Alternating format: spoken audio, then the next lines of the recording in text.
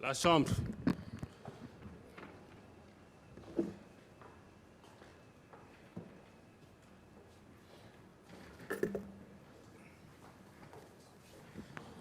Asseyez-vous, s'il vous plaît.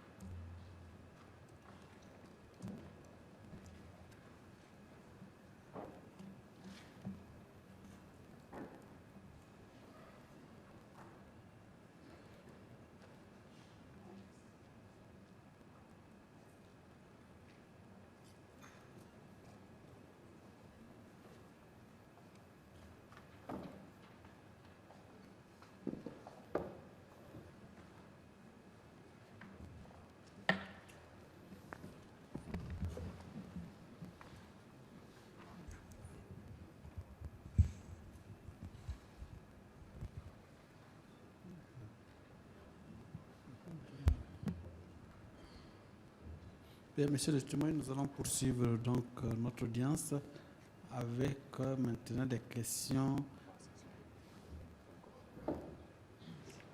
des conseils des parties civiles.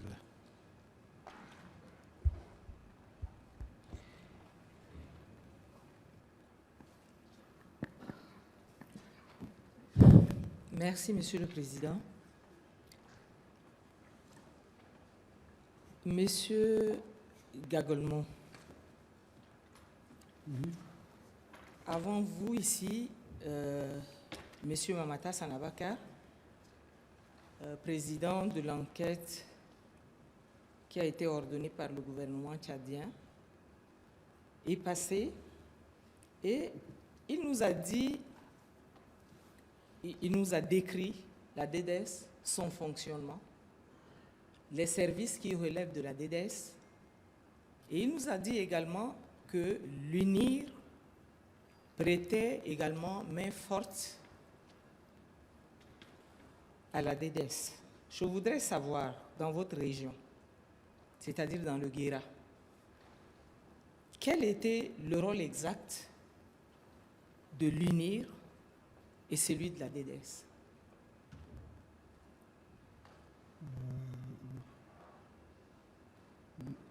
Moi, bon,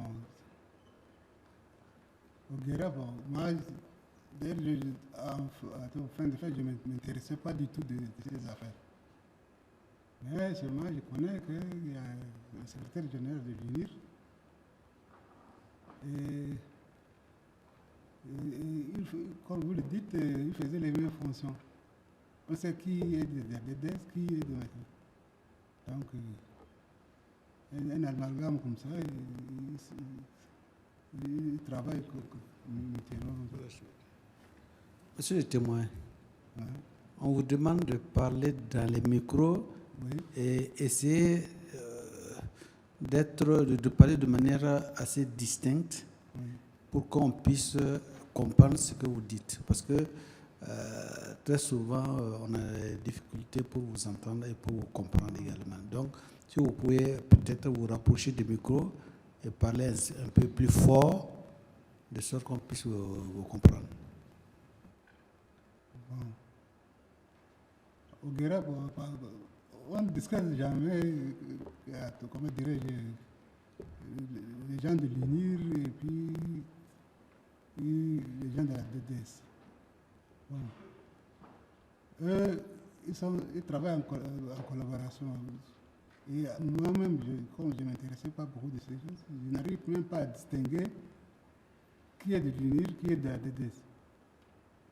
Mais Baloko, en question, c'est lui qui était venu me trouver chez moi et il m'a appelé. Moi, je le prenais comme un de la DDS. Or, on l'appelait secrétaire général de l'UNIR, mais c'est lui qui était venu me trouver à la maison. Et pour les autres prisonniers, vos co-geôliers, oui. Est-ce que c'était également le secrétaire général de l'UNIR qui les avait arrêtés? Bon, ça, je ne sais pas. Bon, quand la personne est arrêtée, on le fout en prison et ça s'arrête là. Ceux qui ont fait des investigations, ils sont dehors là-bas, on ne les voit pas. Non, ceux qui étaient avec vous. Oui, Vous étiez une vingtaine. oui. Les autres, je pense que vous parliez entre vous. Oui, on se parle, oui. Voilà. Est-ce qu'ils ont été arrêtés de la même manière que vous par ce monsieur-là?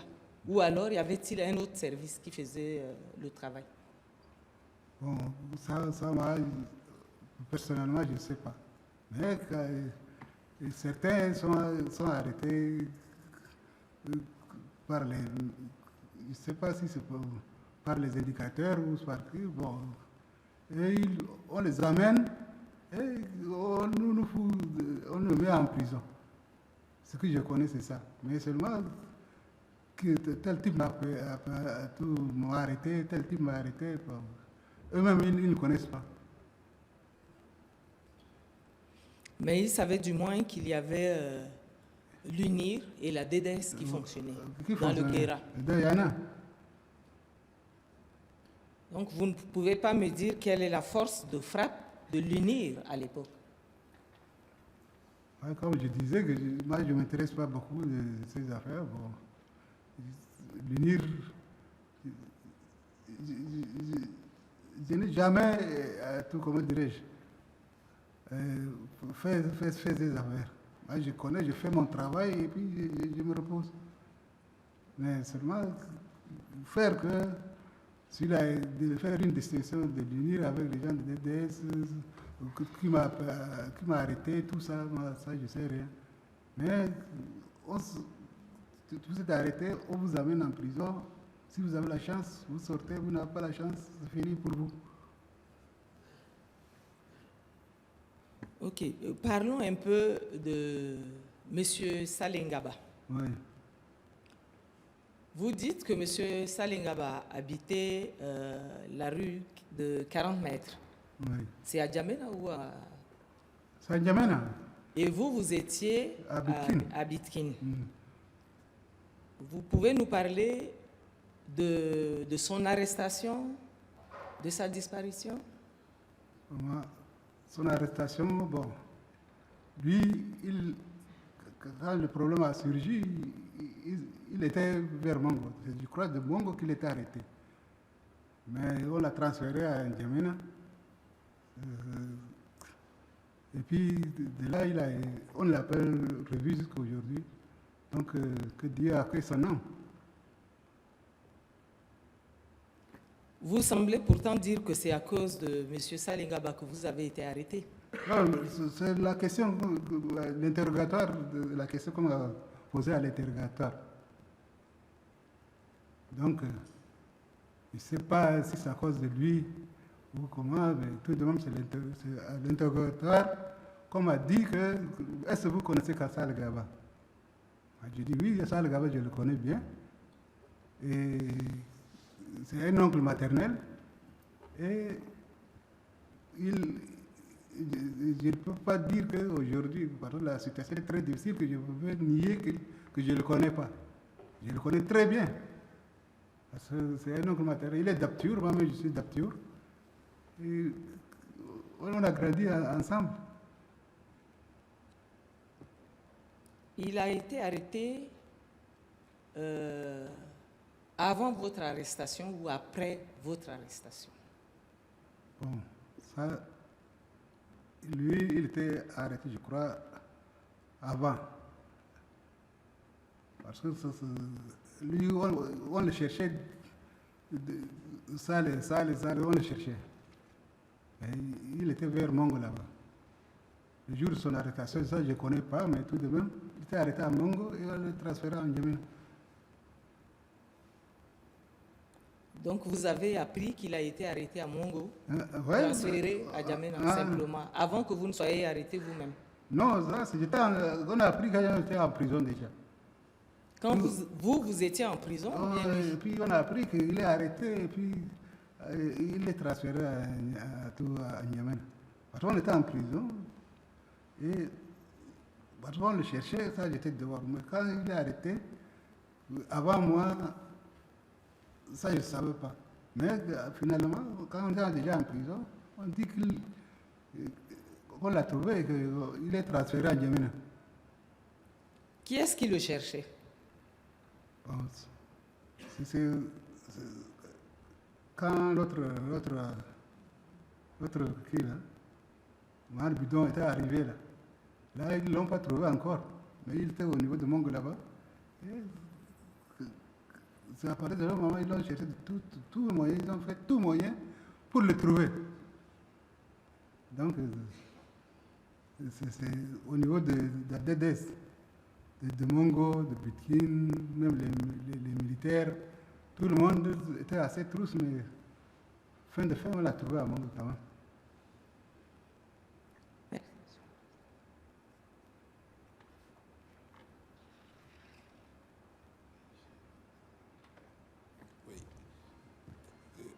Donc,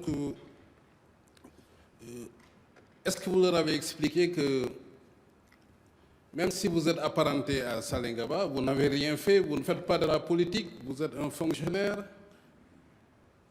Quand on vous a posé cette question, qu'est-ce que vous avez répondu? Comment vous dites? Oui. Vous pensez que c'est à cause de vos liens de parenté Oui. avec Salengaba que vous avez été arrêté? Et vous dites que tout au long de votre interrogatoire, on vous posait la question, on posait des questions sur Salé. Oui. Est-ce que vous leur avez dit que même si c'est mon parent, moi je ne fais pas de politique, je n'ai rien fait, je suis fonctionnaire? Qu'est-ce que vous avez répondu aux enquêteurs? Personne n'a posé cette question. Je ne sais pas. Je n'ai pas compris. Hein? Il y a un crime de parenté ou quoi? Vous leur avez dit... Les liens de parenté, il y en a. Je dis qu'il est mon oncle, donc il y a un lien de parenté. Donc c'est à cause du lien de parenté que vous avez été arrêté. Est-ce que ce n'est pas aussi parce que vous êtes à Djaraï et qu'en ce moment il y avait les Papa? Oui, je suis à Djaraï, bien sûr. Parce que tout à l'heure vous avez dit que M. Abré voulait exterminer les Adjaraï. Vous avez dit ça, je crois. Qu'est-ce qu'il y a? Qu'il voulait éliminer les Adjaraï.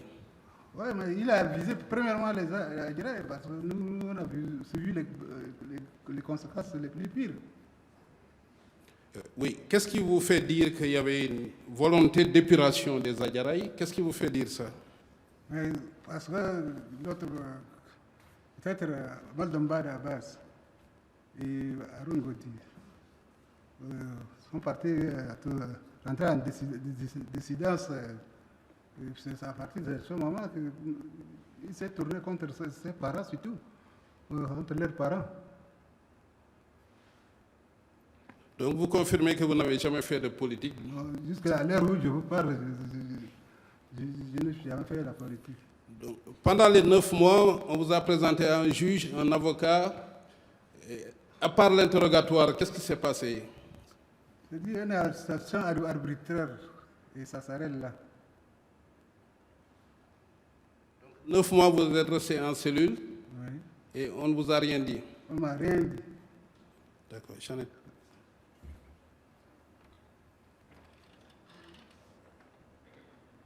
Merci, Monsieur le Président.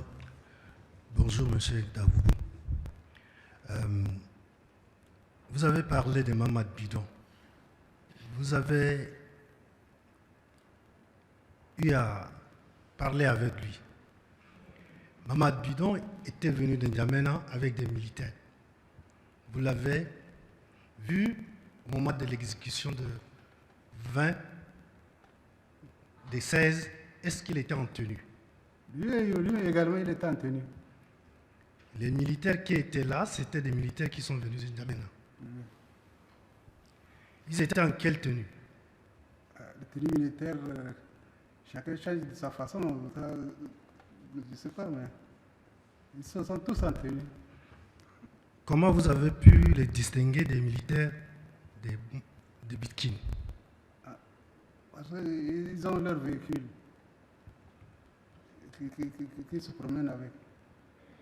Et quand nous sommes partis au pied de la montagne, ils montent leur véhicule.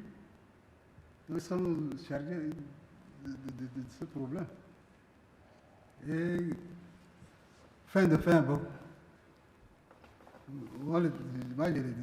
Parce que nos militaires de Burkina, ils ne sont pas nombreux, ils sont une dizaine peut-être, ils ne sont pas nombreux. Là, je les connais tous. Parce que dans l'unité de l'armée tchadienne, il y a la sécurité présidentielle. Les militaires qui sont venus sont-ils des militaires de la sécurité présidentielle? Je connais, d'ailleurs, c'est ce jour-là que je connais Mohamed Bidon. Donc le seul qu'on a eu à parler avec lui, je connais. Ils étaient en béret? Ils étaient en béret rouge, oui. Donc les bérets rouges sont les militaires de la sécurité présidentielle. C'est cela? Ça, je ne sais pas. Hein. J'en ai fini. Merci.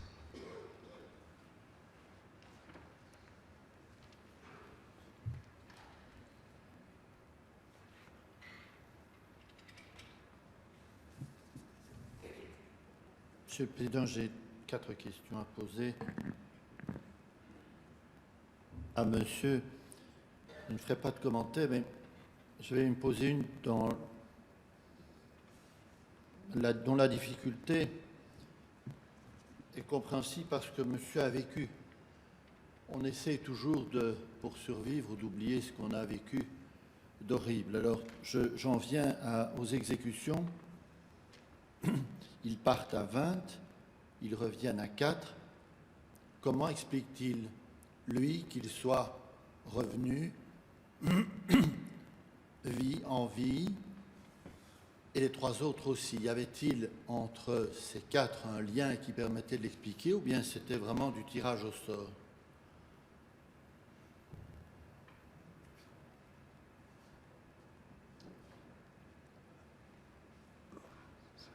C'est une question posée. Oui. Vous êtes parti à 20. Oui. Il y a 16 qui sont restés. Oui. Et vous, 4, vous êtes revenus. Oui. Est-ce qu'entre vous 4 qui êtes revenus là, Oui. il y a un certain lien entre vous 4 pour échapper à la mort? Bon. Qu'est-ce qui explique? Ou bien c'est un pur hasard? Bon. C'est peut-être un pur hasard, mais bon, les 2 gars sont de Wadayen. Donc, on ne cherche que les Kenga ou les Djonka de Vera. Donc, les 2, bon, ils ne sont pas concernés. Mais moi, du canton Kenga. Et l'ancien combattant, lui aussi du canton Kenga. Donc, comme dit Mohamed Bidon, vous avez la chance, vous êtes épargné. Et il nous a laissé, c'est tout. Donc, on entend, je m'excuse, mais on entend vraiment très mal.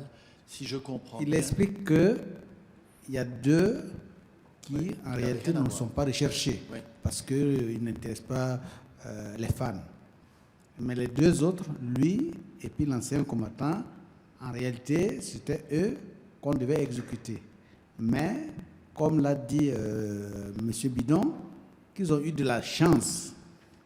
En réalité, c'est la chance qui était de leur côté ce jour-là pour qu'ils n'aient pas été exécutés.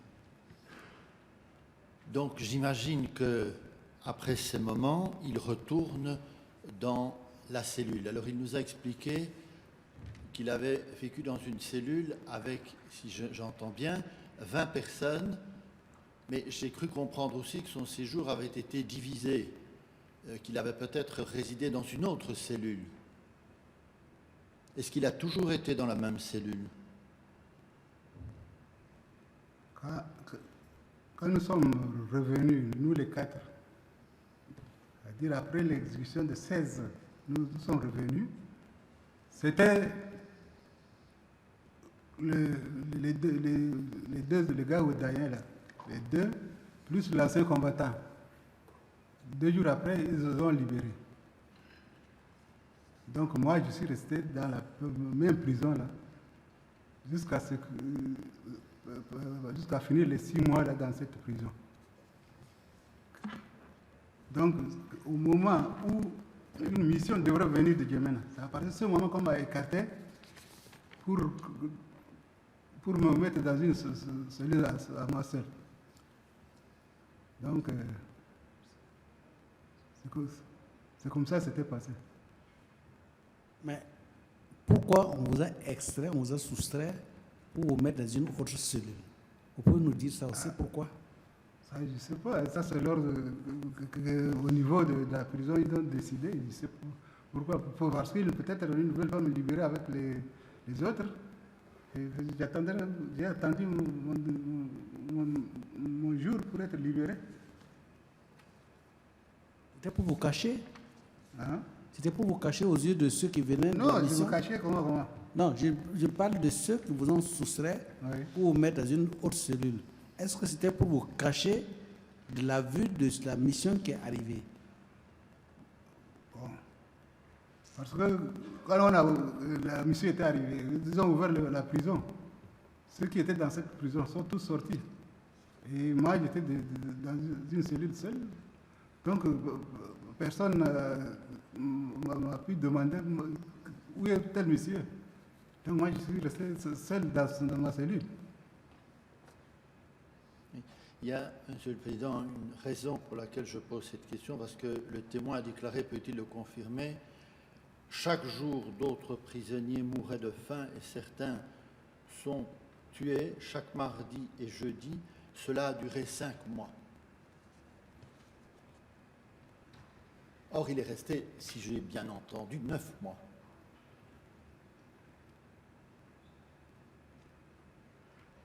Les 6 mois, je crois que c'est 6, ça, j'étais dans la grande prison avec tout le monde. C'est ça.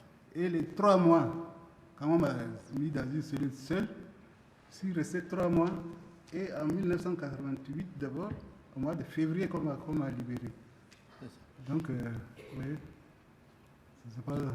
De là ma question toute simple, les conditions de détention étaient-elles différentes dans la première cellule que dans la seconde? Quelles étaient celles de la seconde, puisqu'il a déjà décrit celle de la première ce matin? C'était la même chose. Parce que chaque matin, ma famille m'amenait du café et à midi, m'amenait à manger. Donc, c'est pas différent de ce que j'étais dans la grande prison. Peut-être là-bas, je divisais le plat avec tout le monde. Dans la seconde Oui. partie de votre séjour, avez-vous eu aussi des personnes qui sont mortes de faim dans votre cellule? Moi, j'étais seul. C'est la grande prison, moi, je sais rien maintenant.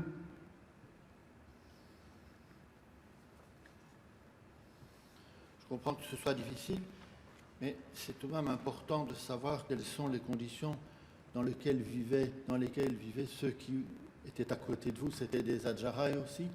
Tous sont des Adjaraï, 2 cantons là seulement, je vous ai déjà expliqué ça. Le canton Djonkerguera et le canton Kenga. On les pourchassait dans au plein fond du village. Et on les arrêtait arbitrairement comme ça. Tu as la chance, on te libère. Si tu n'as pas la chance, tu pars. C'est ça. J'ai l'autre question, Monsieur le Président, parce que je vois comme c'est pénible pour le témoin, mais c'est tout de même important de lui poser la question à propos de Balako Dagache. Donc Balako Dagache était son supérieur qui le convoque. Est-ce que, quand il l'a vu dans son bureau convoqué avant d'être arrêté, ce monsieur qui est son chef, Balako Dagache, lui a dit quelque chose? Il lui a dit: c'est moi qui veux t'arrêter, les ordres sont venus d'au-dessus. Qu'est-ce qui lui a justifié cette arrestation? Comment l'a-t-il fait? Moi, j'ai dit que l'autre, c'est Baloko Dagache, qui était venu sous prétexte que le sous-préfet m'a fait. Donc, moi, quand le sous-préfet t'appelle, je ne peux pas dire je ne viens pas. Mais il était là en tant que secrétaire de l'UNIR, c'est ce que vous avez dit. Il était secrétaire général de l'UNIR. Donc c'est l'UNIR qui convoque un fonctionnaire. Ça, Ça, je ne sais pas. Et lui-même qui s'est présenté devant moi, ça, je ne sais pas. Et quand Bidon, le fameux Bidon est arrivé, vous l'avez dit 2 semaines plus tard, il est arrivé, est-ce que lui était là lors de votre interrogatoire pendant la nuit, vous posant les questions sur ce journaliste? À l'heure de notre interrogatoire, c'est la nuit à partir de minuit. Si tu sors sans lumière ni quoi, tu vois tout le monde est dans le noir. Mais celui qui te pose la question, celui qui me pose la question, c'était Mohamed Bidon. C'est Bidon. Ouais. Et je termine par là. Monsieur Bidon vient presque spécialement de N'Djamena. S'était-il intéressé à d'autres personnes, d'autres Adjaraï, ou bien était-il venu spécialement pour vous? Non, il est venu pour tout le monde, surtout pour les 2 cantons où ses enfants sont rentrés en dissidence. Toute dernière question. Est-ce qu'il a entendu, pendant son séjour, qui donnait les ordres pour arrêter tous ces Adjaraï et lui-même donc? Est-ce que ça venait de son sous-préfet, secrétaire général de l'UNIR, ou bien ça venait de plus haut? Ça, je ne sais pas, mais tout de même, nous, on est là en prison, on va telle personne arrêter, ou bien on nous jette dedans, on nous met ça en prison avec nous, et ainsi de suite. Mais on ne sait qui l'a arrêté, ça, on ne sait pas. Dans cette prison, a-t-il vu un médecin, un infirmier qui faisait le tour, ou bien y avait-il personne? Personne. Je vous remercie. Même si vous êtes blessé, on vous casse la jambe, vous attendez 2 jours, 3 jours, quand vous mourrez en prison, ou sinon on vous amène pour être exécuté, c'est tout. Quand vous avez été chez le sous-préfet à la fin, est-ce qu'il vous a demandé de prêter un serment? Quelle sorte de serment? De dire que vous n'avez rien vécu en prison de terrible et que c'était une partie de plaisir. Le sous-préfet m'a appelé, devant lui, il dit que bon, aujourd'hui vous êtes libre et vous rentrez chez vous. C'est ça. Je vous remercie. Maître, ce n'est pas 4 questions. C'était divisé. Oui, je comprends. Si. C'est des dossiers, et puis dans les dossiers, il y a des sous-dossiers, dans les sous-dossiers, il y a des fichiers. Nous comprenons. Mais ce ne sont pas des sous-questions. Non, nous comprenons. La défense,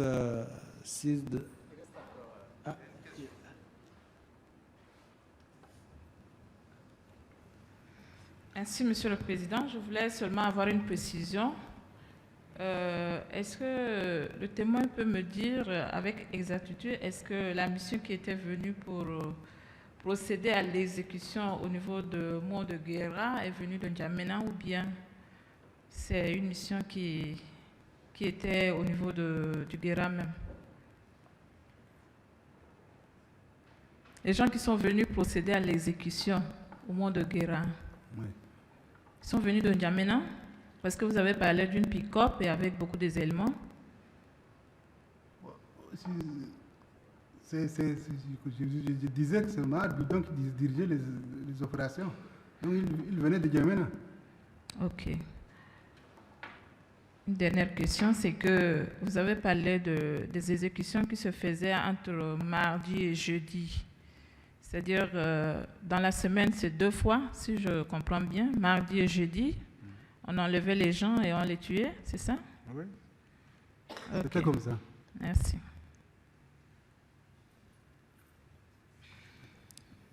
je peux considérer maintenant qu'il n'y a plus de questions au niveau des parties civiles. Merci. La défense.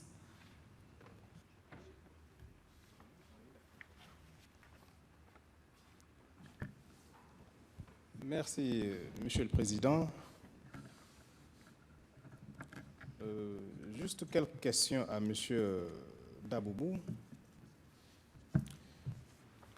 Monsieur Daboubou, je vous ai entendu tout à l'heure répondant à une question de Monsieur le procureur général sur l'identité de la personne qui avait procédé à votre arrestation, dire qu'il s'agissait d'un monsieur répondant au nom de M. Dagachi, qui était secrétaire général de l'UNIR, donc de la DDS. Alors, je n'ai pas compris quel lien faites-vous entre l'UNIR et la DDS et quelle fonction exerce réellement ce monsieur au niveau de votre contrée. Monsieur Dagachi, lui, il était secrétaire général de l'UNIR. Moi, je ne sais pas le fonctionnement exact de cette institution, comment dirais-je. Alors, ça, je ne sais pas. Merci. Puisque vous ne connaissez pas exactement le fonctionnement de l'UNIR, vous ne connaissez pas l'organisation de la structure, comme vous venez de le dire tout de suite, pourquoi dites-vous qu'il était secrétaire de l'UNIR, donc de la DDS? Parce que normalement, si vous le dites, vous devez en avoir la certitude. Pourquoi vous le dites? Il est secrétaire général, on l'appelle secrétaire général. Même aux petits-enfants, ça ne se pas caché. Autrement dit, a-t-il une fonction au niveau de la DDS? Vous savez ou vous ne savez pas? Ça, je ne sais pas. Et pourquoi vous le dites? Mais lui, il est venu me chercher à la maison. Donc, il est secrétaire général de l'UNIR, donc il est venu me chercher à la maison.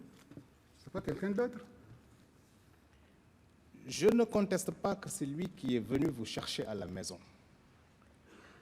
C'est vous qui avez parlé de ses fonctions. Je suis juste en train de vérifier si vous êtes sûr et certain de ce que vous dites. Et votre réponse me satisfait parce que vous dites que vous ne savez pas s'il a une fonction à la DDS ou pas. Je suis satisfait, je continue. Alors, à un moment donné de l'histoire du Tchad, comme vous l'avez rapporté ce matin,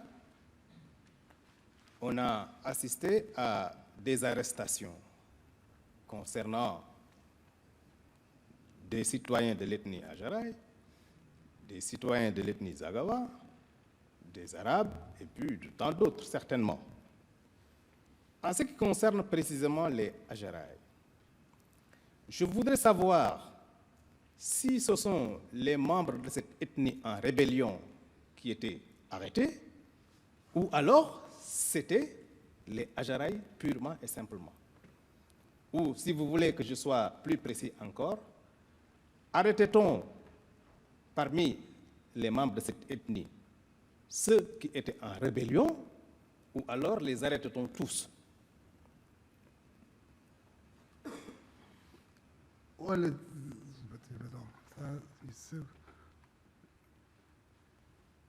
Je disais que ceux qui sont visés, c'est les deux cantons.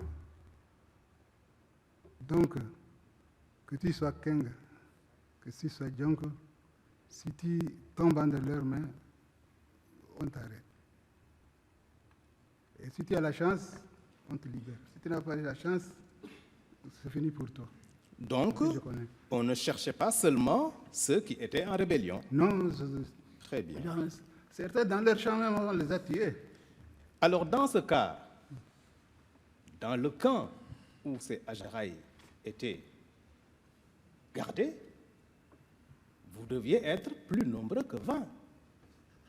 Puisque ce n'était pas seulement ceux qui étaient en rébellion, mais on cherchait tout ce qui était Ajaraï et qui était arrêté. Donc, normalement, dans ce camp de détention, vous deviez être plus de 20 Ajaraï. N'est-ce pas? Au début, on était 20. Ça, c'est le début. On était 20.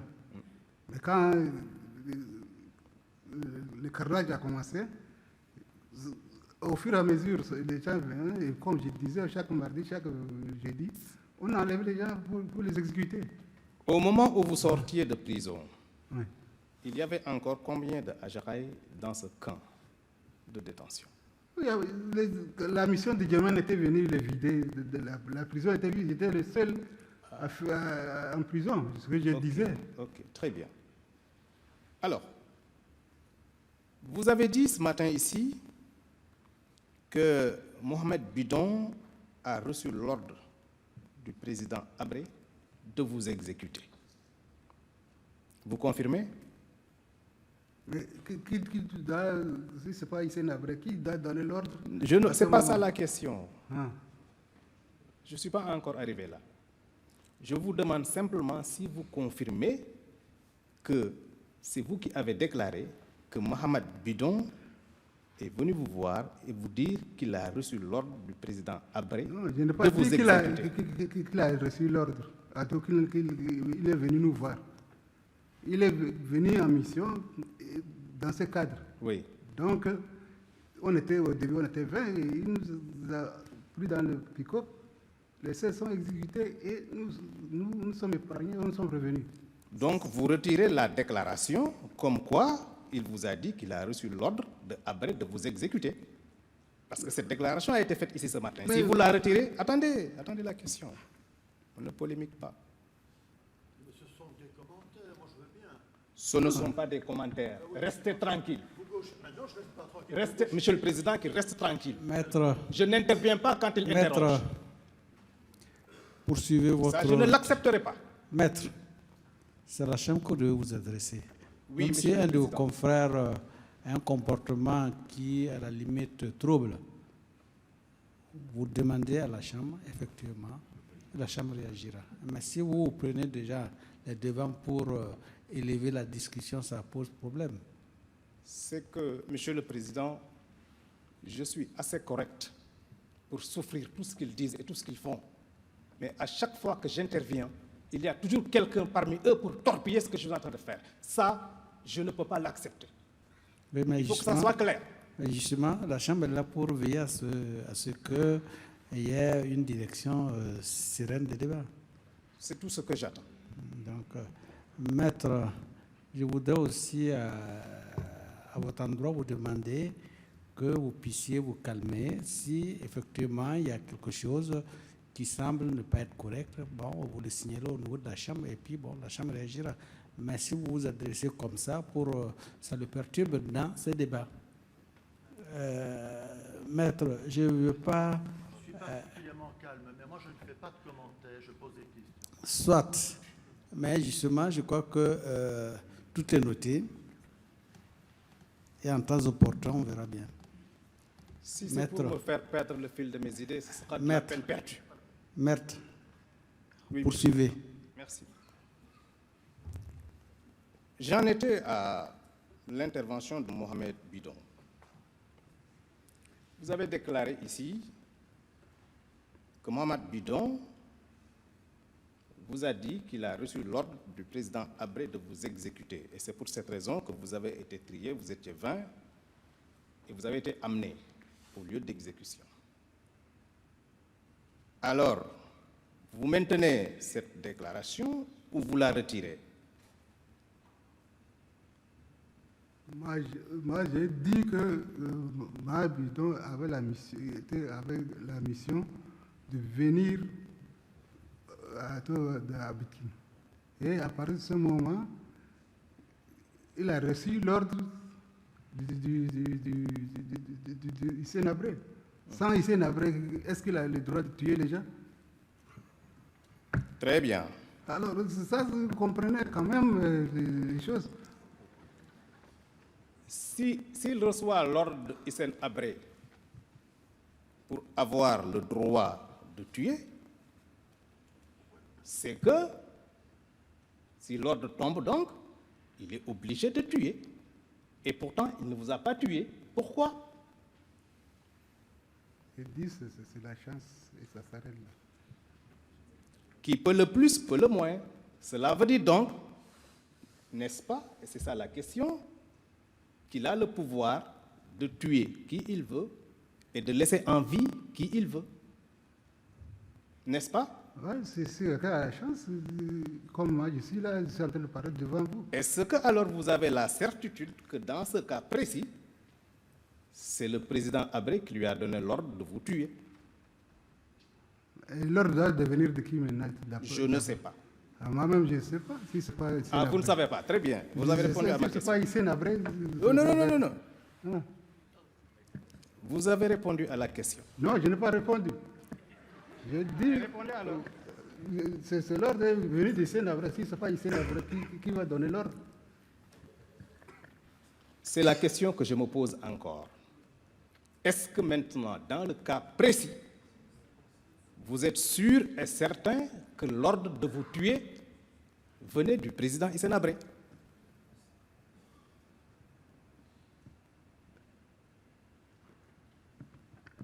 Oui, c'est Habré, c'est lui seul qui a le dernier mot. Donc l'ordre est venu effectivement de lui. Très bien. Alors, vous avez été libéré en février 1988. Qui a ordonné votre libération? Moi, je ne sais pas celui qui a ordonné. Mais un matin, on m'a appelé devant le sous-préfet. Et le sous-préfet me dit, vous êtes libre et vous rentrez chez vous. Très bien. Est-ce à dire que les agents qui vous gardaient avaient la possibilité de vous libérer, ou alors il fallait nécessairement un ordre venant du président Habré pour vous libérer? Ça, ma libération, là, ça, je dis, un matin, on m'a appelé devant le sous-préfet et le sous-préfet. Moi, je ne peux pas demander au sous-préfet, vous avez doté l'ordre de qui? Ça, là, je peux le dire. Moi, je cherche seulement ma liberté. Oui, mais si vous pouvez avoir la conviction que chaque fois qu'un détenu est tué, c'est le président Habré qui a ordonné qu'il soit tué, vous devez de la même manière savoir si c'est de lui que viennent les ordres de libération ou pas. Si nous voulons simplement rester logiques, n'est-ce pas? Vous répondez? Je vous ai déjà répondu. Que un matin, on m'a appelé, on m'a fait sortir de ma cellule, on m'a amené devant le sous-préfet, et le sous-préfet me dit, je ne sais pas l'ordre est venu de qui. Moi, ce que je cherche, c'est ma liberté. Et j'ai souffert pendant 9 mois. Et on me dit que je suis libre. Est-ce que je cherche à savoir de plus encore? Vous n'avez pas cherché vraiment à savoir qui vous a libéré, parce que vous savez qui vous a fait arrêter. Hein? Vous savez qui donne les ordres de tuer. Si on ne vous tue pas, on vous libère. Vous ne poussez pas la curiosité? Maître, oui. Je crois qu'il a donné à plusieurs reprises la réponse à votre question. Oui. Est-ce qu'on peut passer à C'est une autre question que je suis en train de poser, Monsieur le Président. Ah oui? Lorsque vous demandez s'il n'a pas cherché, il a dit qu'il ne sait pas. Monsieur le Président, vous savez, il y a une manière de défendre.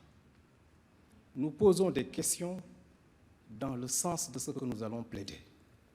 Et je ne pense pas que la Cour soit mieux placée pour savoir, mieux que nous, ce que nous allons plaider. La question que je suis en train de poser n'a rien à voir avec celle que j'ai déjà posée. Maître, lorsque vous posez une question de savoir s'il n'a pas cherché, alors que vous avez dit, je ne connais pas ceux qui m'ont libéré. Et il a expliqué les raisons pour lesquelles il ne les connaît pas. C'est pour ça que je vous demande. Et la question maintenant, ce n'est plus ça, mais je lui demande. Oui. Dès l'instant où il sait qui l'a arrêté, oui, il sait qui donne les ordres de tuer, pourquoi n'a-t-il pas poussé la réflexion, ne serait-ce que par curiosité, pour savoir qui a donné l'ordre de libération? À cette question, il n'a pas répondu. Si maintenant la Cour veut que la question ne soit pas posée, elle n'a qu'à me le dire. J'en prendrai acte. Cette question n'a pas été posée. Monsieur le témoin, vous répondez à la question?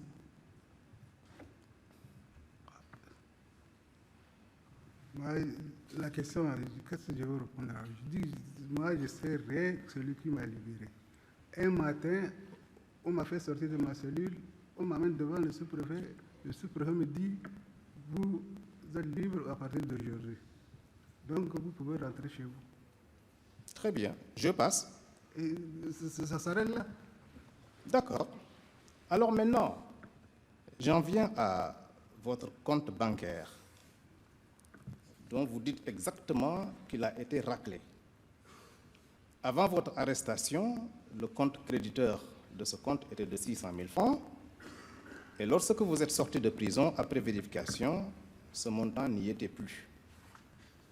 Vous avez dit que vous avez essayé de savoir et que ce sont les militaires, je crois, si je ne me trompe pas, l'un d'entre eux en tout cas, à qui votre épouse a remis votre chéquier à sa demande, qui a vidé le compte.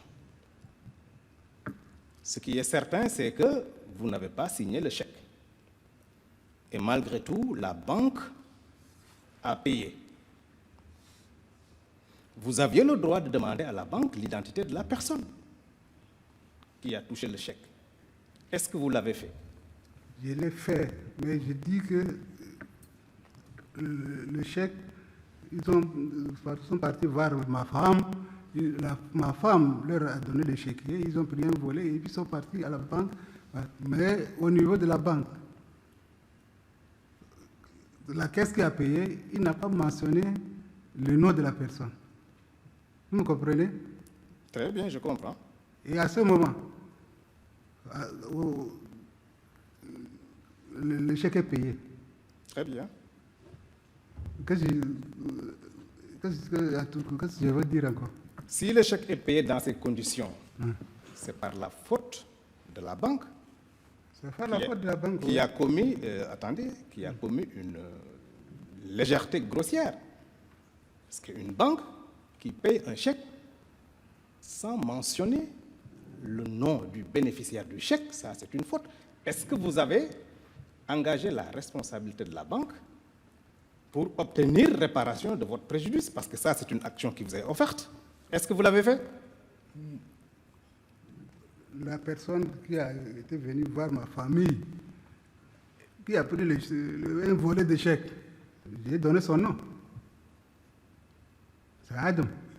Un de DDS aussi, qui est à Mongo, il était venu, il a soutiré un volet. Ils sont partis à la banque. Je ne sais pas comment ils sont entendus avec le caissier. Ils l'ont payé.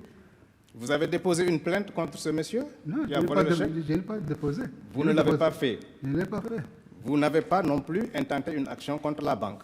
Alors que vous êtes intellectuel, vous avez travaillé au ministère des Finances, vous savez que ça, ce sont des actions qui vous sont offertes. Pourquoi alors n'avez-vous pas fait de telles actions? À l'heure où à ce moment-là, au moment difficile, je viens de recouvrir ma liberté. Pourquoi encore aller chercher d'autres problèmes pour que je tombe dans d'autres problèmes? Ça, je ne l'ai pas fait. Oui, mais ça c'était en 1988. Même après 90, au moment où le régime de Habré n'était plus là et qu'il n'y avait plus de possibilité d'avoir des problèmes, vos 600 000 francs là, parce que ce sont vos biens, vous devez pouvoir maintenant faire en sorte de savoir où est passé cet argent. Faire sanctionner celui qui a volé votre chéquier et faire sanctionner également la banque qui, en toute légèreté, a payé sans votre assentiment. Il n'y avait plus de pression, il n'y avait plus de peur, il n'y avait plus de crainte. Pourquoi à ce moment vous ne l'avez pas fait, comme vous êtes en train de vous constituer partie civile devant une juridiction? Pourquoi? Je ne l'ai pas fait. Vous ne l'avez pas fait. Merci, Monsieur le Président, j'en ai fini.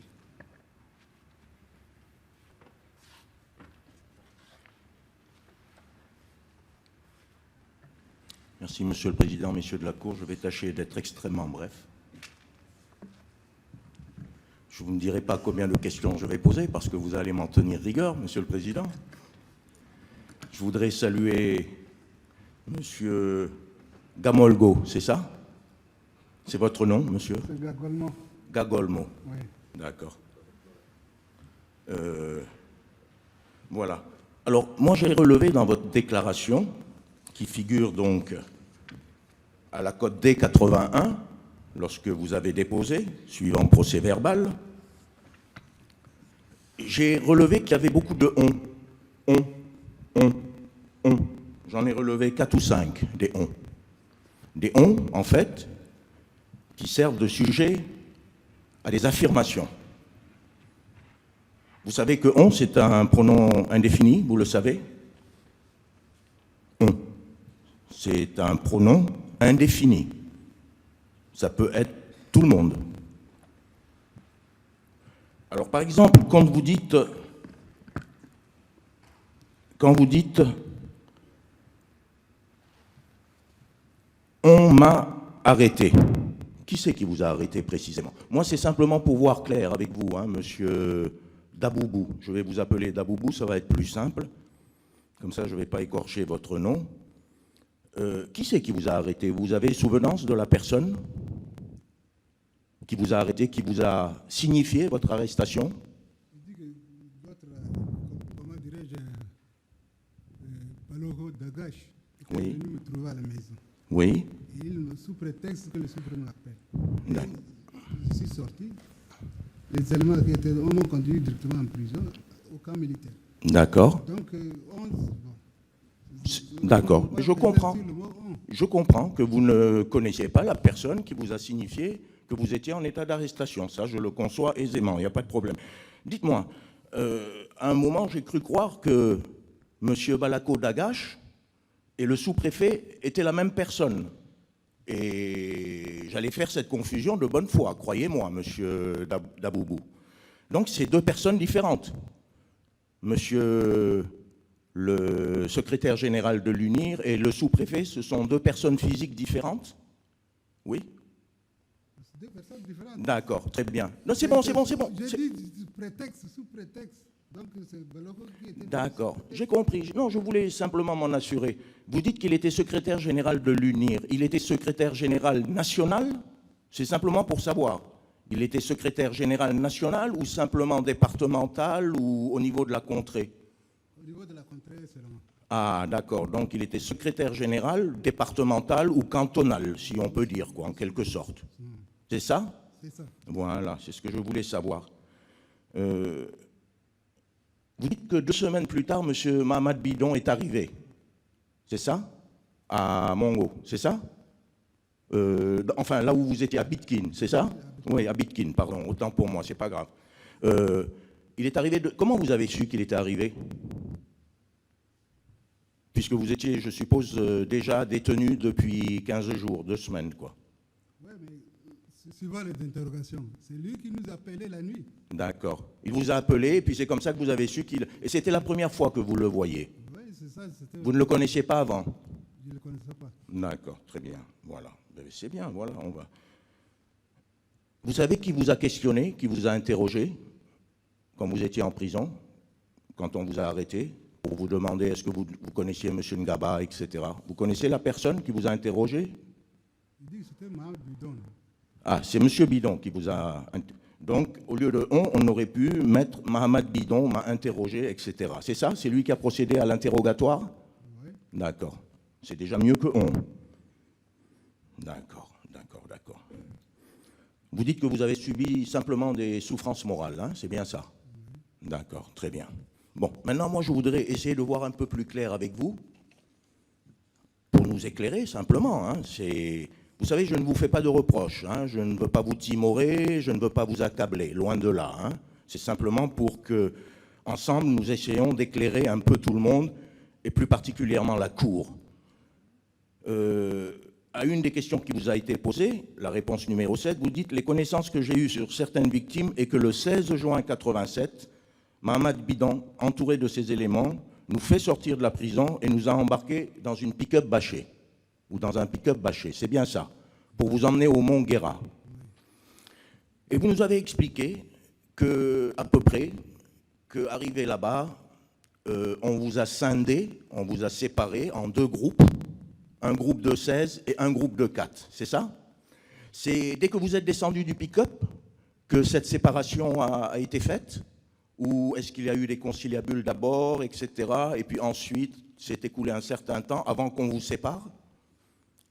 Ou c'est juste en arrivant, en descendant du pick-up, qu'on vous a dit, vous 4, vous vous mettez là et les 16 autres de ce côté?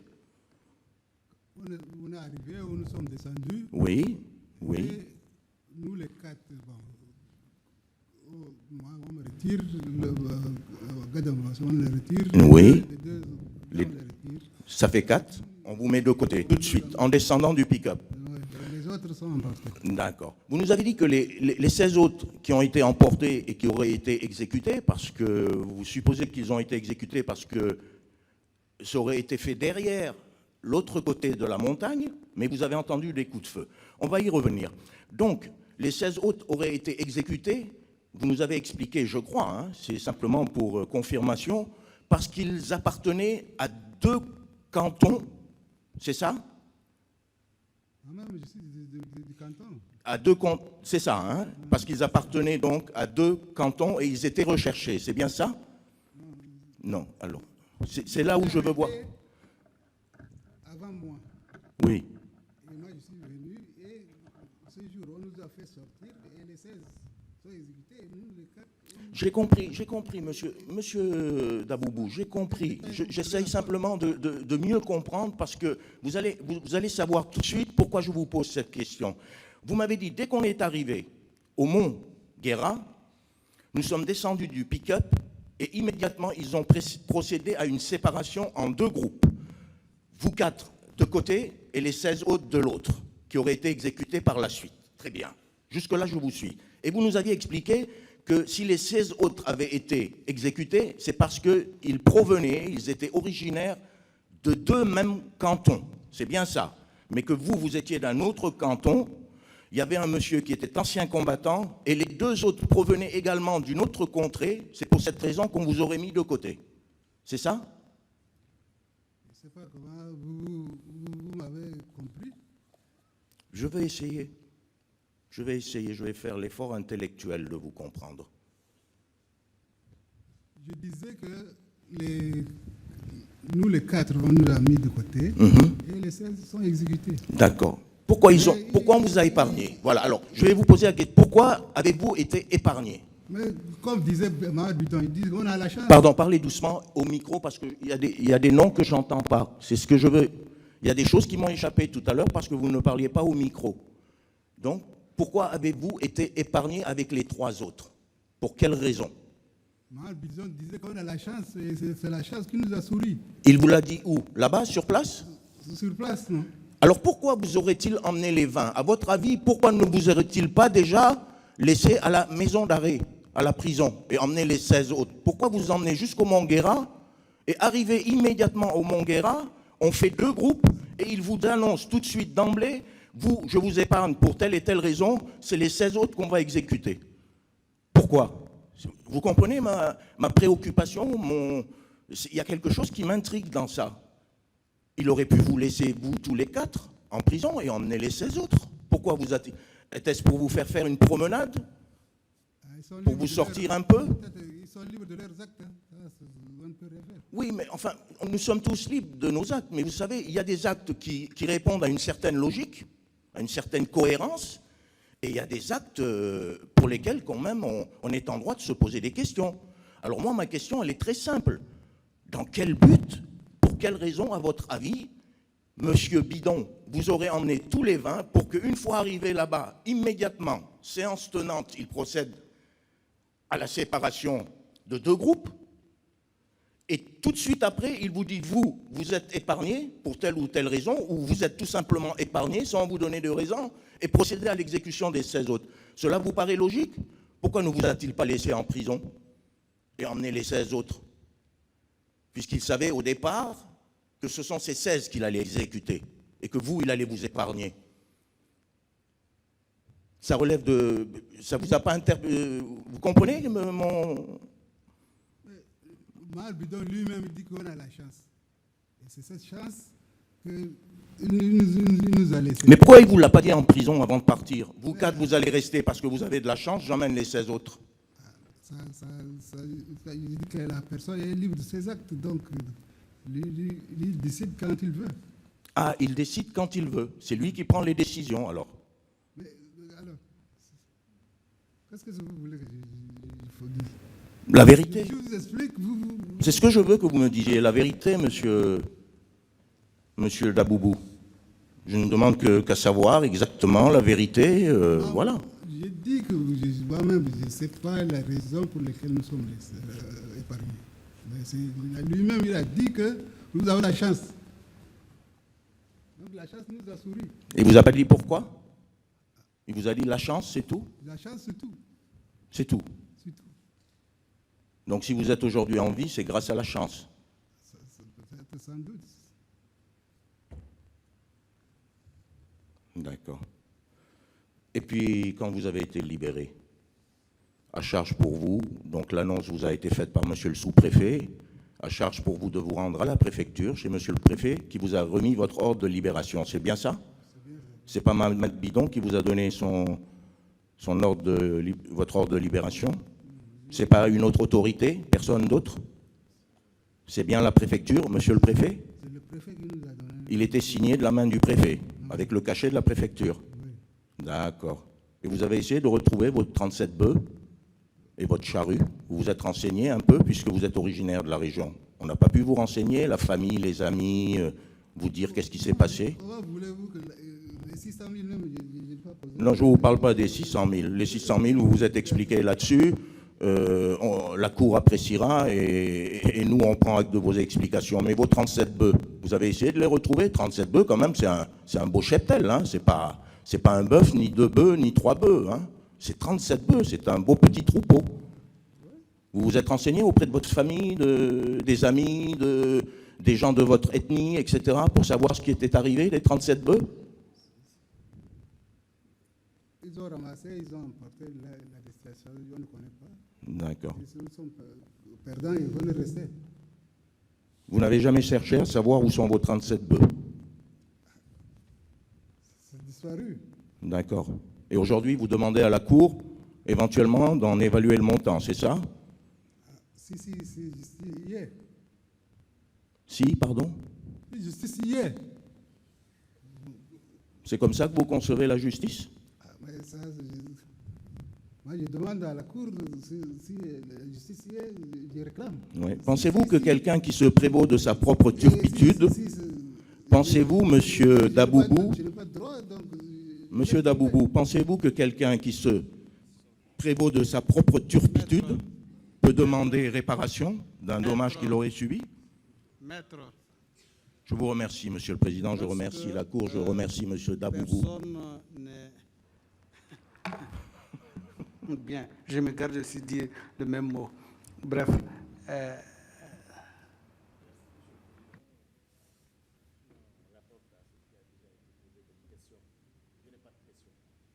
Pas d'autres questions?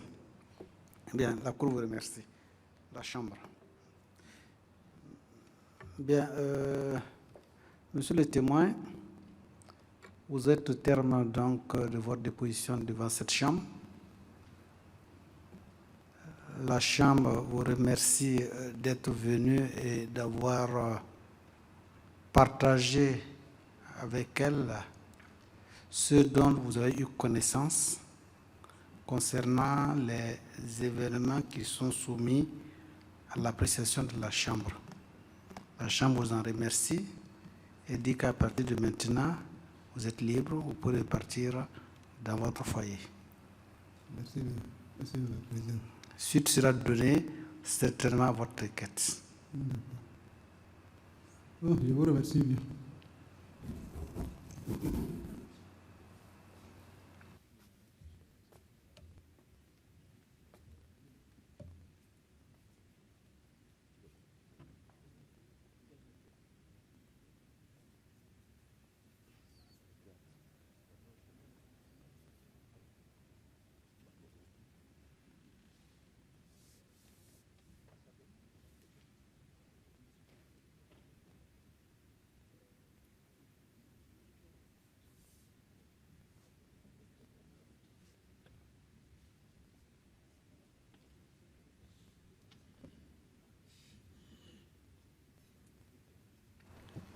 Monsieur le procureur, le prochain témoin, c'est lequel?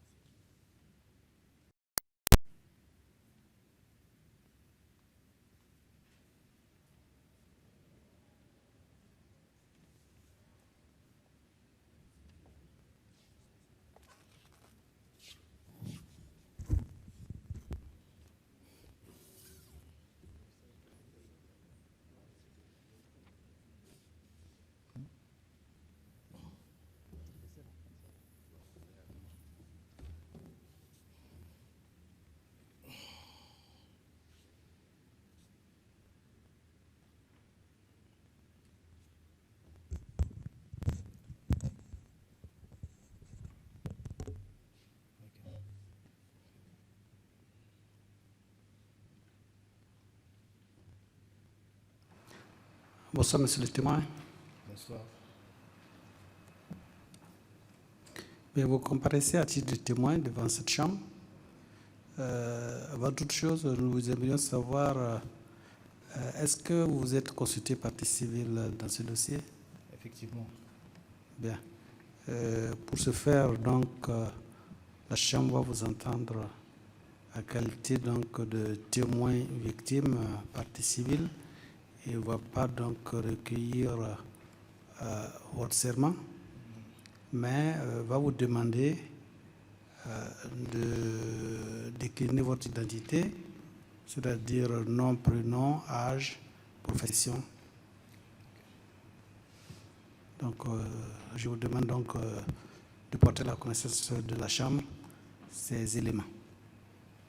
Merci, Monsieur le Président. Je m'appelle Mohamed Nour Dadji.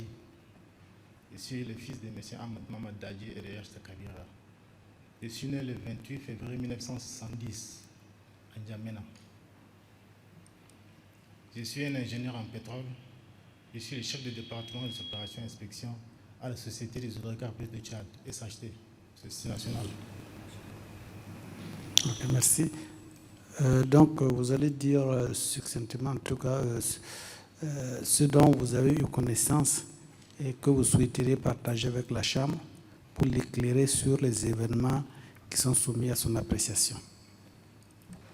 Merci. En effet, le 23 mai, le 28 mai 1987, vers 23 heures, M. Guini Kouraï, avec M. El Djonto, était rentré et était parti à la maison. Comme j'étais le dernier à rentrer de la maison, c'était vers 23 heures, c'est moi qui ai ouvert la porte. Ils étaient rentrés tous deux et ils avaient demandé si mon père était là, si M. Dadji était là. En effet, il était là, il était sous son hangar, en train de prier.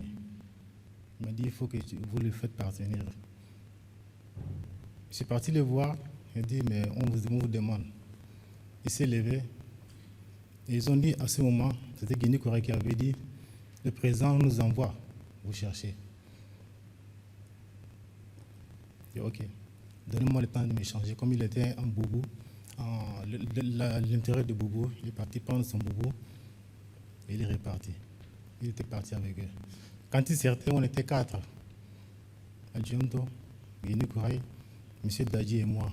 J'étais sur le seuil de la porte. Il y avait une Mercedes noire. C'était Guini Kouraï qui avait ouvert la porte. Il était rentré derrière. Il était monté à l'avant. Ils étaient partis. La Mercedes a été immatriculée PR02. Je me souviens très bien parce que j'étais avec les jeunes sur la seuil de la porte. Après cela, on est rentré avec lui. Il y avait le ministère de la Bessire qui nous avait suivis. Comme c'était vers une heure tardive, j'étais obligé de réveiller tout le monde. Et comme c'était le premier jour de l'aide, les gens étaient fatigués. J'avais fait le nécessaire pour réveiller tout le monde, sauf les 2 gardes-corps de mon père qui étaient éveillés. Parce que mon père avait 4 gardes-corps. 2 qui étaient à la maison et 2, comme c'était le jour de la fête, ils étaient sortis en ville. Et c'est à ce moment qu'on nous a pris, mon grand frère, M. Hassan Dadji, un cousin, M. Oumar Badalgom, et moi-même, M. Mohamed Dadji. On nous a mis derrière une pick-up. On est parti à la Bessire. Les militaires aussi ont été pris. Les 2 gardes-corps de mon père étaient pris, moi, on ne s'est plus revu. C'était autour de 23h30 qu'on était arrivé à la Bessire. Arrivé à la Bessire, on est parti trouver notre papa qui est à l'intérieur, M. Ahmed Dadji, qui était là à l'intérieur. Il y avait une dizaine de prisonniers qui étaient là. Et lui, il était là avec eux. Il était assis. Quand ils ont ouvert la porte, je l'ai vu, j'étais aussi à côté de lui. Autour de minuit moins, c'est là où les gens ont commencé à amener les blessés. Il y avait aussi, je me rappelle très bien, le fils à M. Khamis Eli, qui était à peine 12-13 ans, qu'on l'avait amené avec des militaires qui étaient blessés.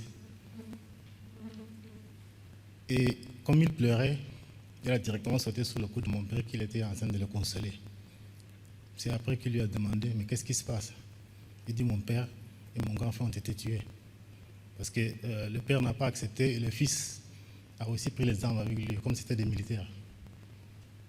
Ils ont été tués. C'est pourquoi on a amené son deuxième fils qui est avec nous. Après cela, autour de 1h30 du matin, on a commencé à amener les gens. La plupart étaient des Adjaraï. Ils venaient, il y en a des blessés qui sont envoyés sur une chambre d'au moins 3 mètres sur 6. On était plus de 150 autour de 2h du matin. C'est après, vers 2h15, ils ont encore ouvert la porte. Ils ont demandé à mon père de venir. Monsieur Dadji, veuillez nous suivre.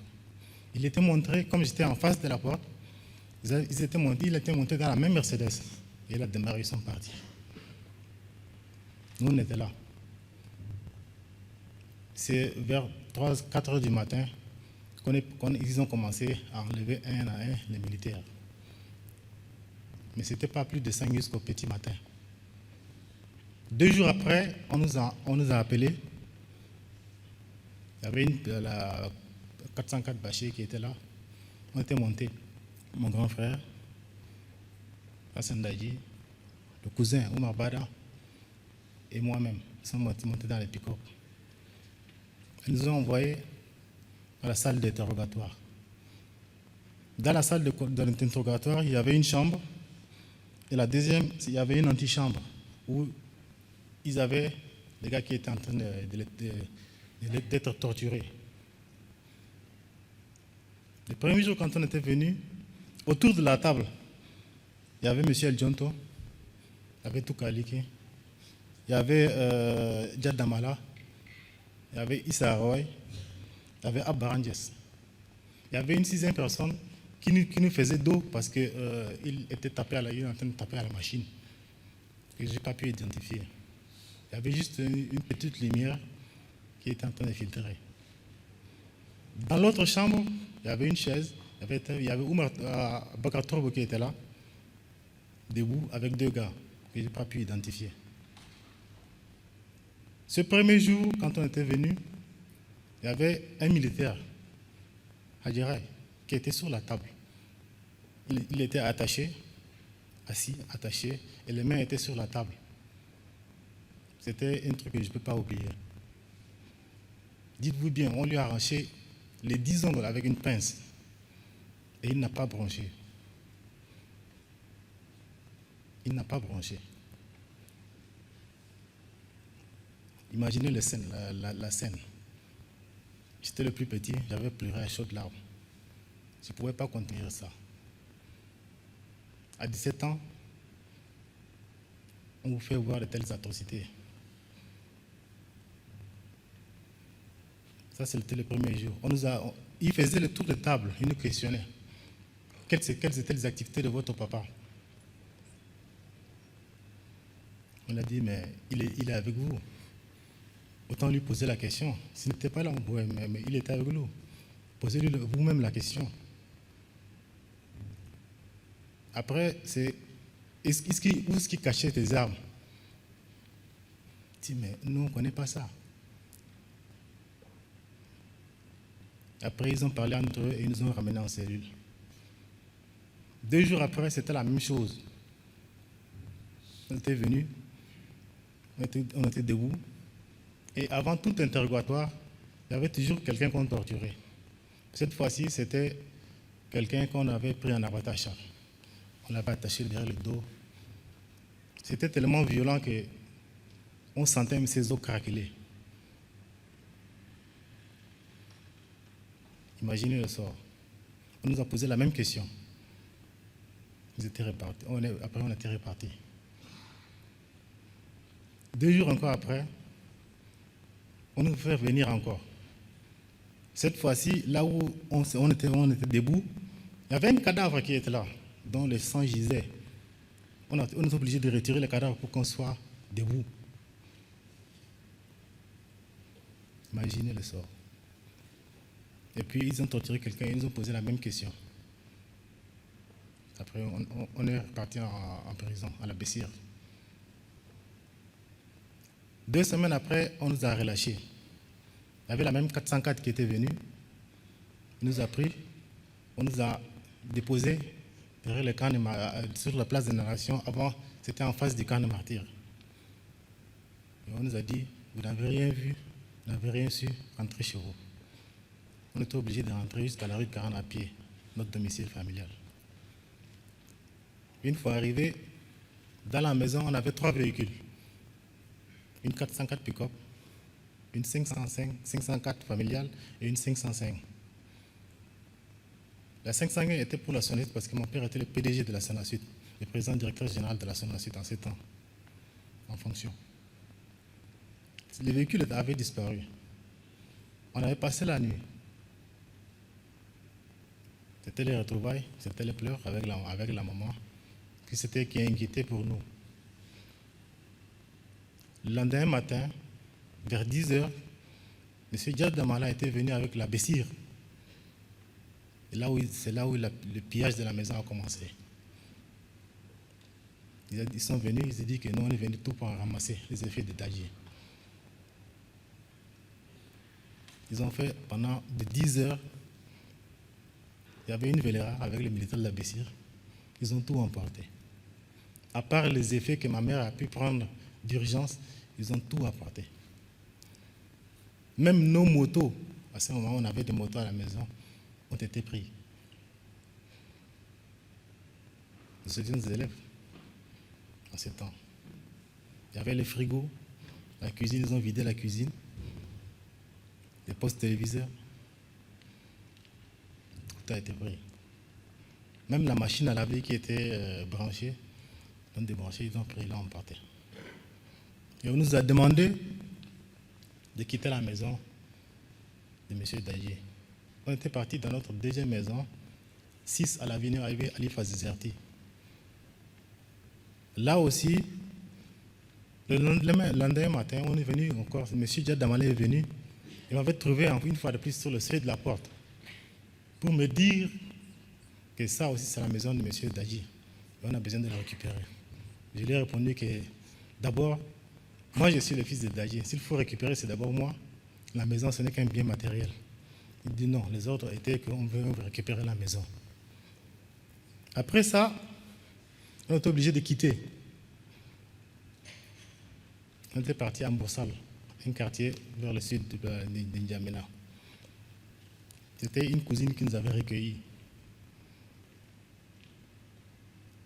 Après ça, on est parti louer un peu plus loin une maison. Parce qu'on était 10 enfants, plus ma mère, plus un cousin.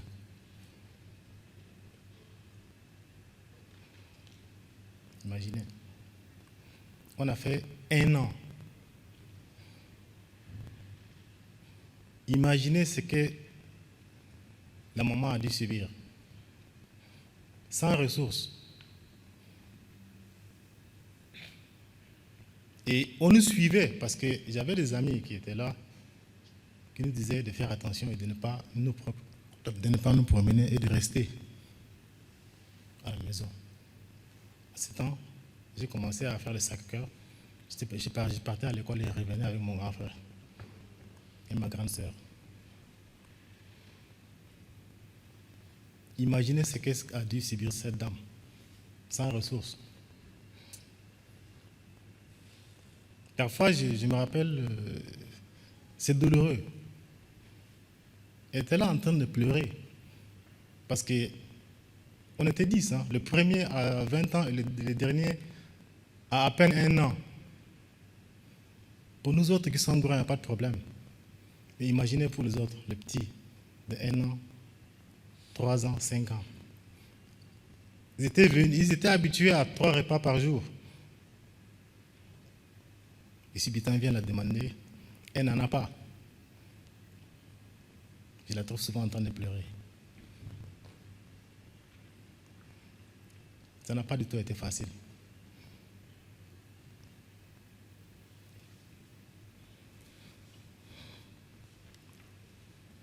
Le lendemain, comme je disais,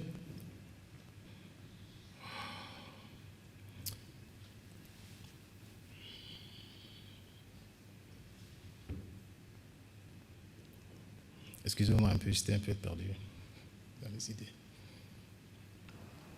On comprend. Vous avez besoin de vous tranquilliser, Non, de vous reposer. Quelques secondes, c'est bon. Ok. Non, pas de mouchoir.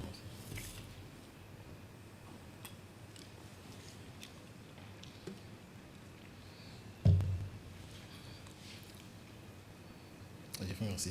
Après cela, on était parti à Mbriguébé, la maison d'un cousin, là où on a fait les 2 ans, jusqu'à l'événement du MPS en 90. Et c'est là où, le lendemain de la sortie de M. Abré, vers 10h, j'étais parti avec les gars, comme c'était à la présence. J'étais parti pour voir si au moins mon père était là, parmi les rescapés. Mais là, il n'y est pas. Il y avait des prisons auxquelles il y avait un gars de la sécurité présidentielle qui nous a dit ne passez pas par là parce que c'était miné, de passer par là.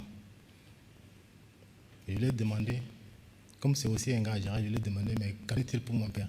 Il dit, il n'est pas là, c'est pas la peine de chercher. J'étais reparti. Les quelques rares gars qui rampaient, qu'on a pu les aider à sortir, c'était devant nous.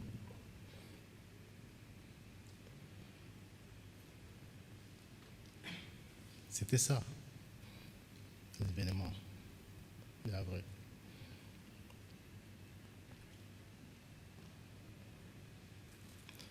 Bien avant ça, je crois que le lien qui lie M. Abré et mon père,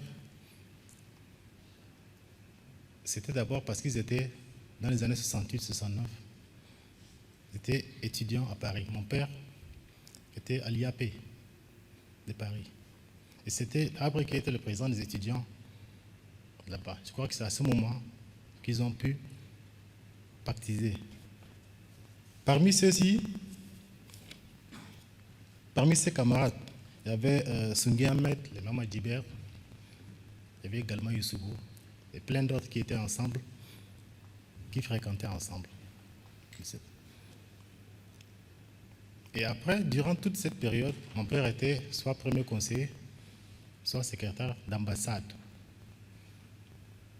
On a fait l'Arabie Saoudite, on a fait la Roumanie, l'Égypte et les États-Unis. Mais ça, on n'était pas parti parce que c'était lui seul qui était parti.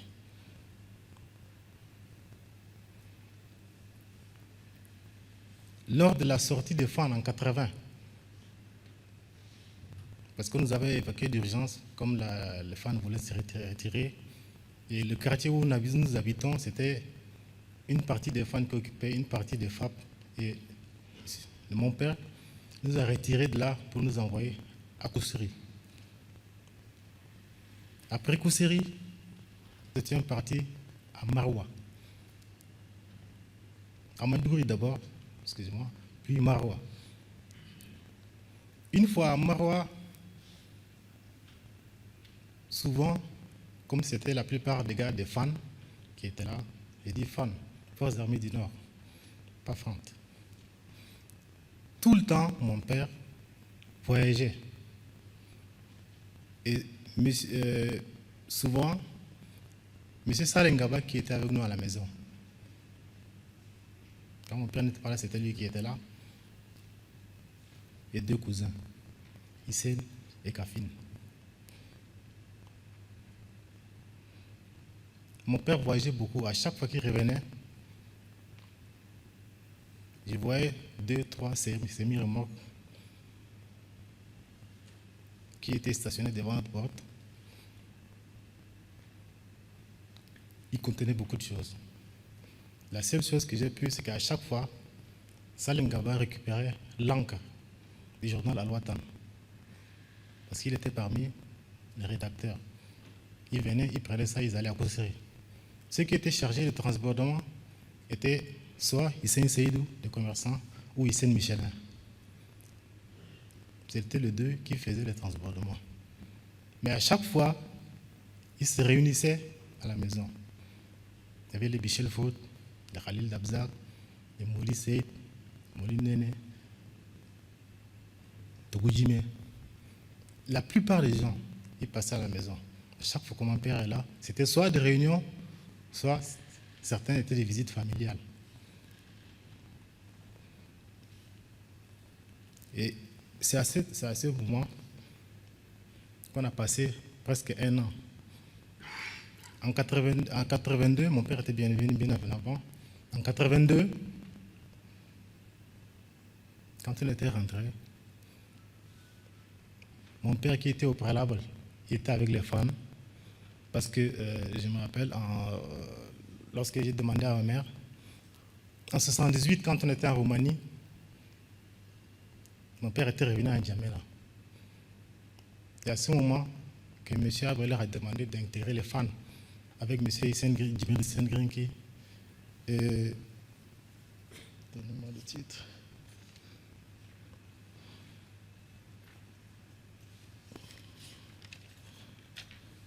Et Assile Gama.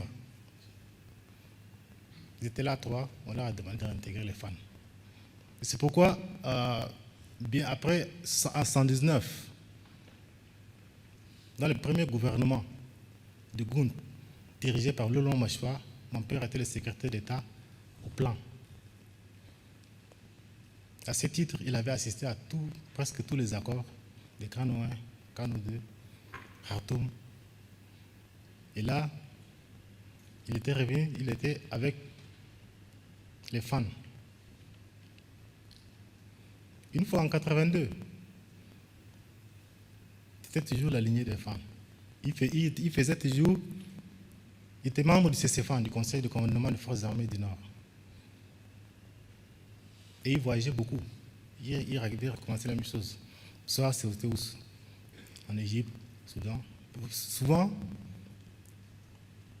avec le chauffeur, on lui amenait ses affaires directement à l'aéroport. On lui changeait les bagages. Et il continuait son chemin. Il ne passait pas à la maison.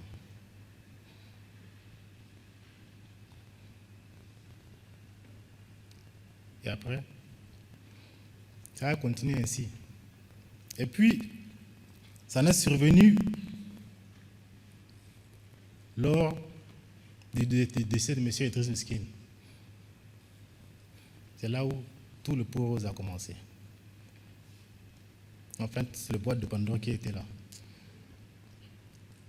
À la maison, tout le temps, mon père recevait des gens, que ce soit civil ou militaire, parce qu'il était le chef de file de Adjaraï. Répondant de cet acte, il recevait tout ce qui est leader politique, les cadres du Guéra, ils se réunissaient, et à ce moment, ils cogitaient. Parce que beaucoup se demandaient qu'est-ce qui se passe. Et je crois que c'est à ce moment que le torchon a commencé à brûler. Et puis, ils étaient là. Il n'allait plus dans certaines réunions. Il était là à la maison. Il allait boulot, il revenait. Il allait, il revenait. Et il n'allait plus dans les différents déplacements, sauf le truc de la Sonasud.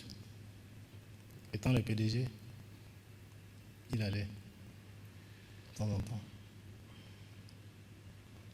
Donc ça veut dire qu'ils se connaissaient très bien.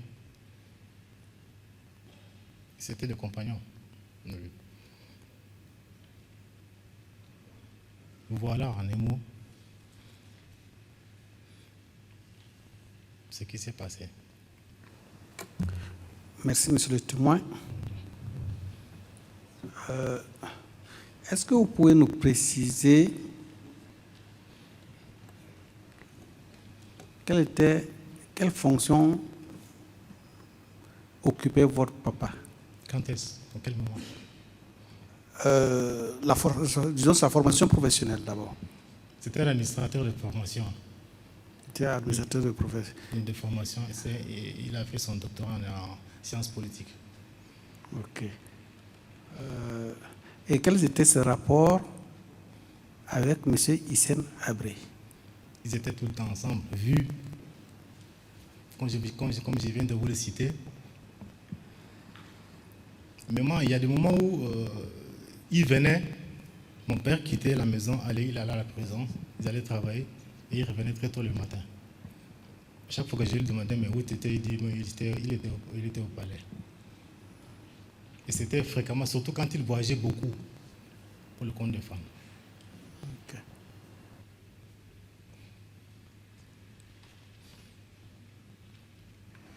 Bien, maintenant vous allez répondre aux questions d'une part du procureur, des conseils des parties civiles et enfin à la défense également. Donc, monsieur le procureur, si vous avez des questions à lui poser. Je vous remercie, monsieur le président. Moustapha. Merci, monsieur le procureur. Monsieur Nourdadji. Oui. Monsieur Dadji. Monsieur Dadji. Donc, c'est avec beaucoup de peine que nous allons revenir sur certains événements. Déjà, nous compatissons à la douleur que vous ressentez devant la barre. Je voudrais un peu revenir sur les circonstances de votre arrestation. Vous avez semblé dire que votre papa a été arrêté en même temps que vous et d'autres membres de la famille. Je voudrais savoir le nombre de personnes qui ont été arrêtées ce jour du 28 mai 1987, mais également les personnes qui vous ont arrêté. Est-ce qu'ils étaient en tenue militaire, en tenue civile, et qui étaient ces personnes? Est-ce que vous pouvez les identifier? Quand on a été arrêtés ensemble avec mon papa, lui d'abord et nous après. Parce que lui, il était monté dans la voiture, il est parti, et après on nous a ramassés, nous les 3 enfants. Et puis, c'était les 2 gardes-corps de mon père. Donc, on était 5 à la maison. En plus du père, qui était la 6e personne. Vous pouvez revenir sur les noms de ces personnes? C'est M. Hassan Dadji, Mamanour Dadji et Oumar Bada Algom. Ça, c'était les jeunes. Pour ce qui est des militaires, il y a Gareg Bourma et M. Tarkoussou. C'était ces 2 gardes-corps qui étaient ce jour à la maison. Ouais. Les auteurs de l'arrestation, est-ce qu'ils étaient venus en renfort avec des militaires ou bien est-ce qu'ils étaient venus seuls? Ils étaient venus en renfort avec des militaires parce que ce jour, quoi qu'ils avaient essuyé des tirs chez M. Maldoum Bada. Et j'ai eu à constater cela quand on nous a mis, quand on s'est avancé. La Toyota n'était pas juste devant la porte, mais elle était un peu derrière le mur. Et quand on est parti monter, il y avait toute une escadrille qui était là. Une vingtaine de Toyota. Dans la délégation, est-ce qu'il y avait Guy Nicoré, comme vous l'avez dit? Il y avait Guy Nicoré et M. El Dionto. C'était les 2 qui étaient entrés dans la maison. Vous avez semblé dire que M. Guy Nicoré venait souvent à la maison pour amener des commissions du président Abré auprès de votre père. Et vous avez également constaté que le jour de l'arrestation, il s'était comporté de façon étrange. Est-ce que vous pouvez nous décrire son comportement lors de cette venue pour arrêter votre père? Je ne pourrais pas le décrire, ce comportement. Mais lui, souvent quand il venait à la maison, il venait comme tout autre, hein, il venait rentrer, il discutait avec mon papa et il sortait. Ce jour-là, quand ils étaient venus, ils avaient l'air un peu, comme c'était de la nuit noire, ils étaient un peu réservés, parce qu'ils avaient eu peur, peut-être, comme ils avaient essuyé des tirs un peu partout, chez les responsables algériens qu'ils ont eu à arrêter, ils étaient un peu frileux, si vous me permettez l'expression. Ouais. Et je voudrais revenir un peu sur le motif, parce que je sais que, comme vous l'avez dit tantôt, c'est la mort d'Idriss Miskin qui a été à l'origine du torchon brûlé, comme vous l'avez dit tout à l'heure. Est-ce que vous pouvez nous dire le principal motif de l'arrestation de votre père? On peut comprendre votre père parce qu'il avait des relations peut-être politiques avec le président, mais vous, en tant que jeune âgé de 17 ans, vos frères, votre cousin, Quel est le motif principal de votre arrestation? Je ne saurais vous le dire. N'avez-vous pas l'impression qu'il y avait une visée sur le groupe ethnique Adjaraï, dont vous êtes membre? Qu'est-ce que vous entendez par viser? Est-ce que c'est parce que vous êtes membre du groupe ethnique Adjaraï ou parce que vous êtes fils de Mahmoud Dadji que vous avez été arrêté? On a été arrêté justement parce que mon père, comme je vous ai dit tantôt, il était le chef de file à Adjaraï. Et il recevait beaucoup de gars de la région. Les leaders, les responsables, les cadres, je vais dire, civils ou militaires. Parmi ça, il y avait les Molinene, il y avait les Haroun Koudi, Saint-Michelin, Ahmed Lemine. C'était les habitués. Il y avait le Godi Abdigin, il y avait le Maldoum, il y avait le Ofi Gari, il y avait le Issa Dardouki. Tellement ils venaient à la maison qu'on était habitués à leur présence. Parce qu'il y en a d'autres qui ne sont pas loin de la maison. D'accord. Vous confirmez que vous avez été entendu par le juge belge Daniel Franssen à l'occasion de la commission rogatoire. Tout à fait. Effectuée au Tchad. Tout à fait. Dans cette déposition. Pas effectuée au Tchad, c'était à Bruxelles. À Bruxelles, vous vous êtes déplacé à Bruxelles. Ouais. Dans cette déposition, vous avez dit que M. Maldoum Badabas s'occupait en quelque sorte du volet militaire, que votre père s'occupait de tout ce qui était à caractère civil dans la communauté Adjaraï. Vous ne pensez pas que c'est pour ces activités qu'on l'a considéré comme un opposant politique ou à la limite, entre guillemets, un rebelle qui était à l'origine de son arrestation? Je ne saurais le dire, mais sauf que en ce moment, pendant cette période, plus de la moitié de l'effectif des fans étaient des Adjaraï. Plus de la moitié, je veux dire. Donc, à ce titre, le chef de file politique, c'était mon père, M. Dadji. Mais le chef de file militaire, c'était M. Idriss Biskine. C'était à sa mort, que je ne peux pas le confirmer, c'était à sa mort que d'autres étaient là et qui contestaient cette mort brutale. Mais oui, allez-y. Et pas militaire en tant que tel, pas chef de rebelle militaire, parce que les Adjara étaient d'abord plus de 100% de l'armée. S'il y avait rébellion, ce sera des tic au tac.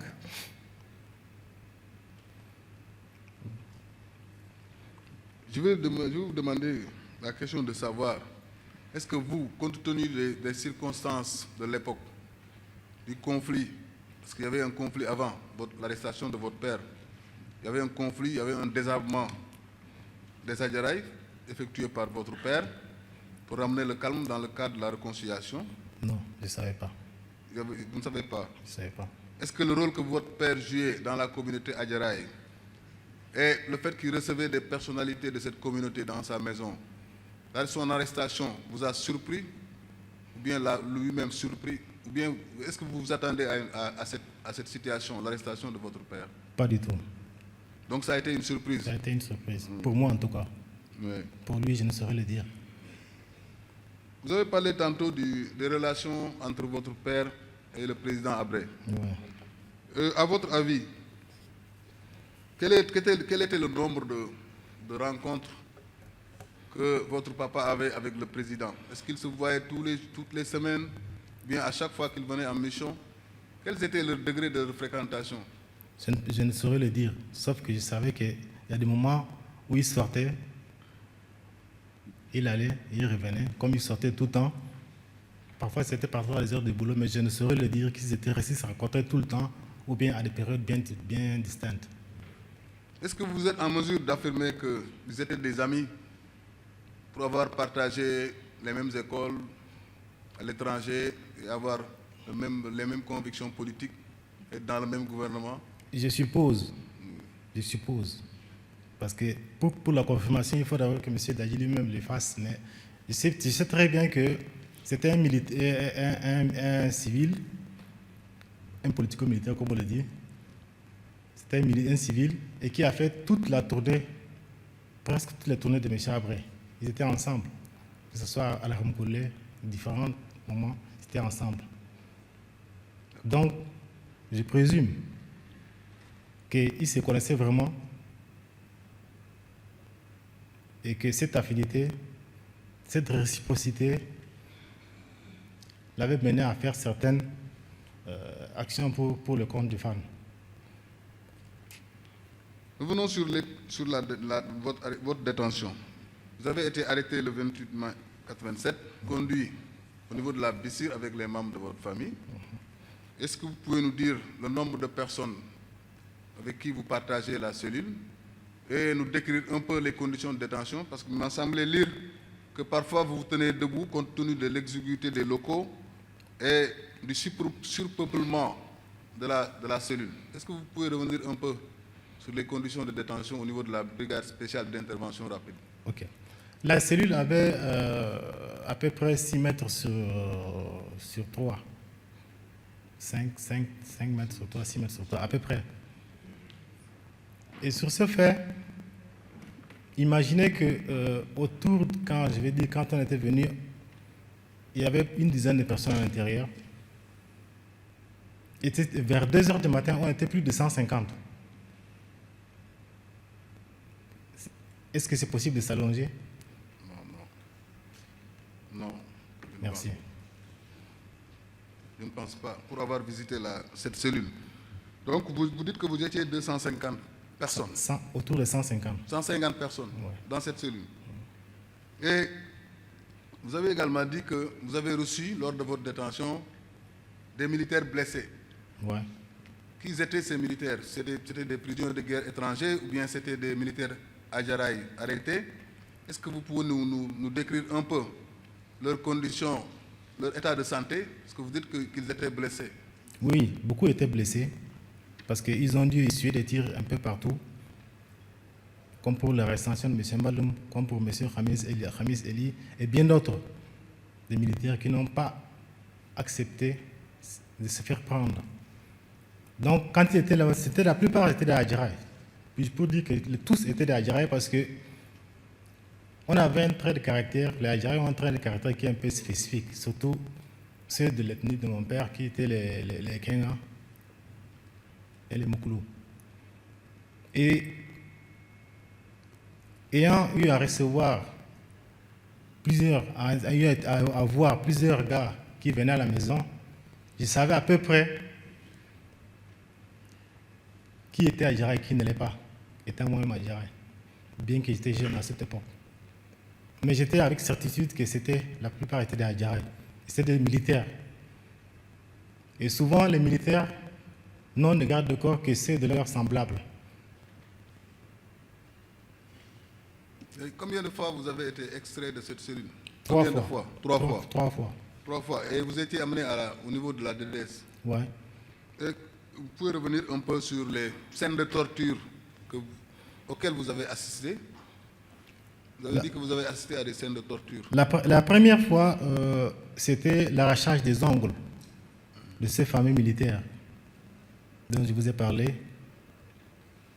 qui n'avaient pas bronché à ce moment.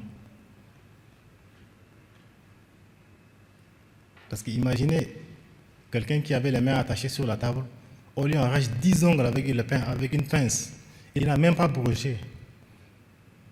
Et je me rappelle aussi la phrase de M. Abakar Torbe qui disait que celui-là, ce n'est plus un être humain, mais c'est un animal. Il va falloir faire attention. Il leur a dit ça de vive voix. Quelle autre forme de torture? La deuxième fois, c'était l'arbatage. Vous savez, quand on attache quelqu'un derrière, les mains n'ayant pas tendance à s'attacher au dos, on est obligé de forcer. Et en forçant, on ressent au niveau du plexus. Et ça craquelle. Si c'est fait d'une façon violente. La troisième fois, c'était d'abord le mort qui était sur là où on se tenait debout. Et il y avait une personne qu'on était en train de taper avec un morceau de bois. Il était attaché et on était en train de le frapper. C'était les 3 formes de torture que j'ai eu à voir. Pour les exécutions, vous pouvez nous dire le nombre de personnes exécutées sous vos yeux ou le nombre de personnes que vous avez trouvées mortes au niveau de la DDS lors de votre transfert? Je n'ai assisté à aucune exécution. Pour ce qui est de mort, il y avait 2. Ça, c'était pour notre 3e jour d'interrogation, mais je n'ai assisté à aucune exécution. Donc, qu'est-ce qui vous fait dire qu'ils sont morts de torture? Cette salle servait de salle de torture parce qu'il y avait un peu de chaînes par-ci par-là et tout ce qui est beaucoup d'instruments. Donc, je suppose qu'ils étaient morts par torture. Parmi les instruments ici, il y avait des instruments de décharge électrique. On a des documents ici, des photos, dans laquelle on montre une salle avec des instruments de torture, et parmi ces instruments, on voit des appareils de décharge électrique. Est-ce que vous avez remarqué ces appareils-là? Je n'ai pas fait attention. Vous n'avez pas fait attention à ça. Donc, parlant de votre père, de son extraction, vous avez dit, à 3 h du matin, vers 2 h, 3 h du matin, votre père a été extrait pour être amené à la présidence. Et vous avez dit que ceux qui procédaient à l'extraction ont bel et bien dit que c'est le président qui avait besoin de lui. Ça, c'était à la maison. À la maison? C'était à la maison. Ils l'ont dit à la maison? À la maison, il a dit que le président a besoin de vous. A besoin de lui? Ouais. Et lors de l'extraction au niveau de la Bissir, qu'est-ce qu'ils ont dit? Ils ont dit, Monsieur Dadji, venez. Venez? Ils n'ont pas dit le motif de son extraction? Non. Oui. Et qui a dit que le président a besoin de lui lors de son arrestation? À la maison? Oui, à la maison. C'était Guinée-Corée. Guinée-Corée. D'accord. Et est-ce que vous avez connu, après votre sortie, des personnes des co-détenus qui ont partagé des cellules avec votre père? Oh non, un seul.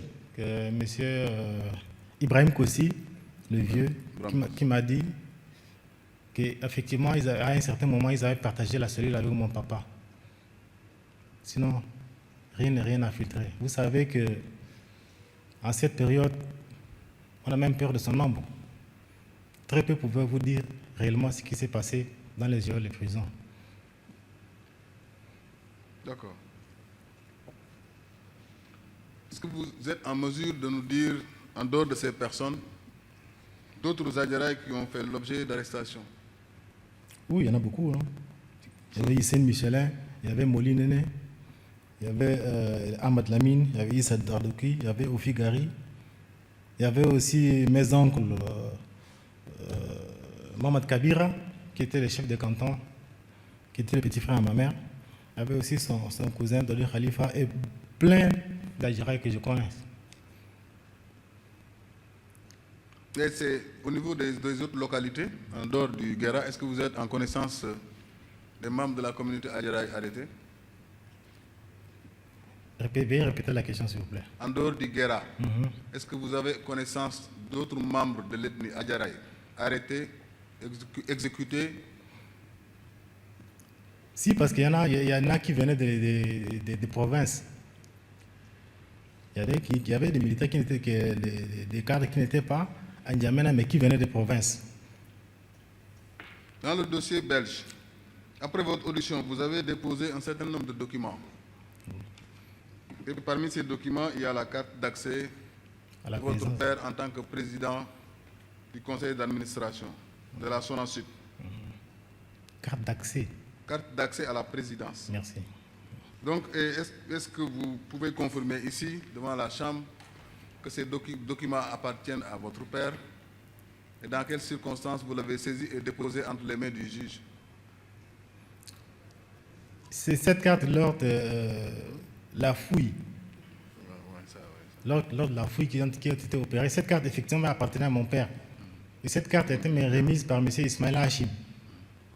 Parce que lors de la fouille des documents de la DDS, moi, je n'étais pas là. J'étais en études. C'est à mon retour que j'ai intégré la VCRP. Il y a ces titres que M. Ismaël Hachim m'avait remis. avant que je n'aille en Mexique. Et parmi ces documents également, on a retrouvé des rapports d'Amnesty International sur la situation dans les Guéras. Où est-ce que vous avez trouvé ces documents? Est-ce que ces documents vous ont été adressés ou bien vous l'avez retrouvé où? C'était des copies que M. Ismaël Hachim m'a remis. C'était des copies uniquement. Ismaël Hachim, c'est le président de votre association? Je l'avais CRP avant, il était décédé. Paix à son nom. Vous avez également affirmé que la répression des Adjaraï découle d'un plan concerté. Quels sont les motifs qui vous poussent à dire que c'était un plan prédéfini par le régime? Je ne saurais vous le dire. Parce que je ne sais pas. Vous avez parlé vous-même de planification. Vous avez dit que la répression des Adjaraï a été planifiée. Vous avez même précisé qu'ils ont bien choisi un jour de Ramadan pour procéder à des arrestations. Je n'ai pas dit qu'ils ont choisi. Excusez-moi. J'ai dit que c'était le jour du Ramadan qu'il est venu. C'est pas le jour du Ramadan, c'était le jour de l'Aïd, le premier jour de l'Aïd. Oui. Ils avaient saisi cette occasion parce qu'à ce moment, tout le monde serait à la maison. Oui. Donc c'est ce qui vous a poussé à dire que c'est planifié? Non, je n'ai pas parlé de planification. J'ai dit seulement que, vu la façon dont ils ont sélectionné les Adjaraï, je suppose que c'était bien planifié. C'était planifié. Et le jour, après votre libération, vous-même vous avez dit que vous êtes témoin d'arrestation dans la capitale, c'est-à-dire dans les rues d'Njamena, de perte des Adjaraï arrêtés ou des Adjaraï exécutés dans les rues. Est-ce que vous pouvez confirmer cette déclaration et nous dire quelles sont les raisons pour lesquelles cette ethnie a été ciblée, même à l'intérieur d'Njamena? Je ne peux pas le dire, mais je n'ai pas dit qu'ils étaient exécutés en rue. Ils étaient arrêtés. Ça sert. Parce que j'avais des cousins cultivateurs, on était là. Souvent, comme je n'étais pas là, on nous a chassés de la maison. De temps en temps, j'ai passé la nuit avec des cousins. Et c'est à ce moment que lors des rafles, c'était uniquement des Adjaraï qu'on prenait. Oui, mais selon vous, oui. Si vous avez parlé de carte d'identité, il demandait la carte d'identité, donc c'était pour peut-être vérifier l'appartenance à l'ethnie Adjaraï. Tout à fait. Mais combien de personnes, à votre connaissance, combien de personnes avez-vous vu être membres de l'ethnie Adjaraï arrêtés ou bien malmenés dans la rue? Je ne saurais le dire. Le nombre est important? Je ne saurais le dire. Oui. Ou bien c'est des cas isolés ou bien le nombre, c'était récurrent? C'était pas des cas isolés. Oui, c'était lors d'une rafle et on sélectionnait. Mais je ne saurais le dire le nombre exact. Pour les pillages et la dépossession de vos maisons, qui a occupé votre maison, la grande maison, après votre délogement? Je ne savais pas, je ne sais pas.